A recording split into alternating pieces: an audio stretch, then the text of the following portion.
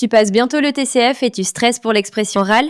Tu connais les règles de grammaire, mais quand l'examinateur te pose une question, tu ne sais plus quoi dire? Exactement. J'ai peur de manquer de vocabulaire et de ne pas réussir à organiser mes idées.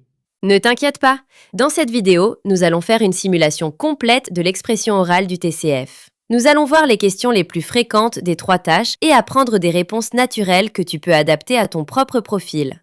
Alors prépare ton cahier et entraîne-toi avec nous. Tâche 1, entretien dirigé. Bonjour. Pour commencer, pouvez-vous vous présenter s'il vous plaît? Bonjour, je m'appelle Sarah. Je suis originaire du Cameroun et j'habite actuellement à Yaoundé. Je suis étudiante en informatique.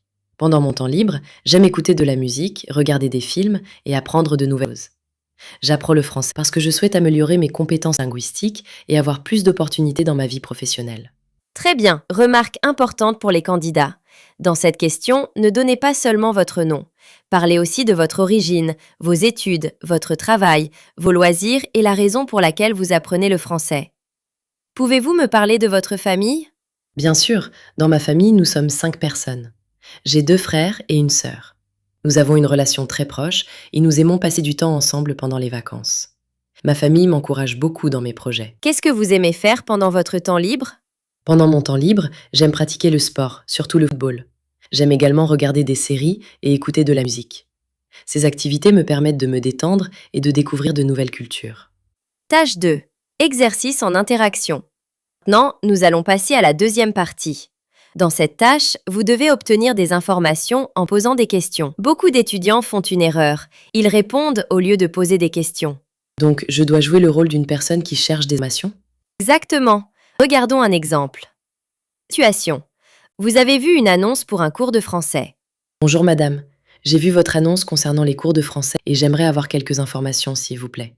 Bonjour. Oui, bien sûr. Que souhaitez-vous savoir? Tout d'abord, j'aimerais savoir quels sont les horaires des cours. Les cours ont lieu du lundi au vendredi, le soir. D'accord. Pourriez-vous également me dire combien coûte la formation?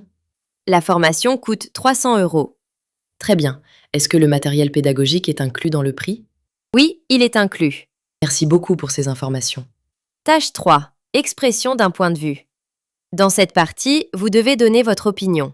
Beaucoup de candidats perdent des points parce qu'ils donnent seulement une phrase. Quelle est la meilleure structure pour répondre? Utilisez cette structure. Donnez votre opinion. Donnez 2 arguments. Donnez un exemple. Faire une conclusion. D'accord. Sujet. Que pensez-vous de cette affirmation? Les réseaux sociaux rapprochent-ils ou éloignent-ils les personnes? À mon avis, les réseaux sociaux rapprochent les personnes, mais ils peuvent aussi les éloigner si on les utilise de manière excessive. D'abord, ils permettent de rester en contact avec sa famille et ses amis, même lorsqu'ils vivent dans un autre pays. Par exemple, grâce à des applications comme WhatsApp ou Instagram, on peut envoyer des messages, faire des appels vidéo et partager des photos en quelques secondes. Ensuite, les réseaux sociaux permettent de rencontrer de nouvelles personnes qui ont les mêmes centres d'intérêt. On peut rejoindre des groupes, participer à des discussions ou encore apprendre de nouvelles choses grâce au contenu publié. Cependant, il existe aussi des inconvénients.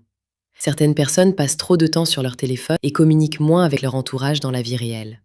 Parfois, elles préfèrent discuter en ligne plutôt que de passer du temps avec leur famille ou leurs amis.